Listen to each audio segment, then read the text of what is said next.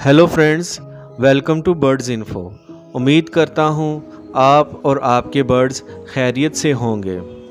मेरी आज की वीडियो का टॉपिक है कि ऑस्ट्रेलियन तोतों में पेट के कीड़े क्यों पैदा होते हैं, इसकी वजूहात क्या हैं, अलामात और तरीक़ा इलाज। बर्ड्स में ये मसला आम पाया जाता है कि इनके पेट में कीड़े पैदा हो जाते हैं। वीडियो शुरू करने से पहले मेरी आपसे रिक्वेस्ट है कि अगर आप मेरे चैनल बर्ड्स इन्फो पर नए आए हैं तो प्लीज़ चैनल को सब्सक्राइब कर दें ताकि आने वाली मज़ीद इन्फॉर्मेटिव वीडियोस आपको मिलती रहें और वीडियो को लाइक भी करें।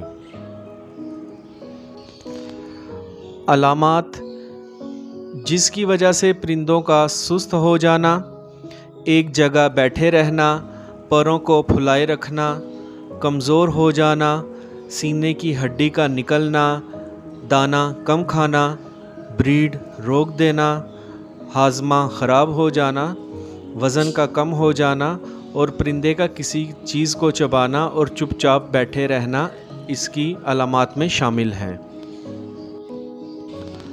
वजूहात: ग़िज़ा का नामुनासिब होना, पानी का साफ़ ना होना, गंदा दाना पड़ा रहना, सब्ज़ी या फ्रूट धोकर ना डालना, केज को साफ़ ना रखना, बर्ड्स के नीचे से दाना खाना वगैरह शामिल हैं। फ्रेंड्स, मैं बजीज़ में पेट के कीड़ों को ख़त्म करने के लिए ज़ेंटिल सिरप इस्तेमाल करता हूँ। ज़ेंटिल की बोतल को 1.5 लीटर पानी में इस्तेमाल करवाता हूँ। बर्ड्स को देने से पहले इनको 2 घंटे तक प्यासा रखता हूँ ताकि ये सही तरीके से दवाई मिले पानी को पिएं और महलूल वाला पानी 4 घंटे के बाद तब्दील कर देता हूँ। दवाई के दौरान एहतियाती तदाबीर: बर्ड्स की डिवॉर्मिंग अमूमन ऑफ सीज़न में की जाती है।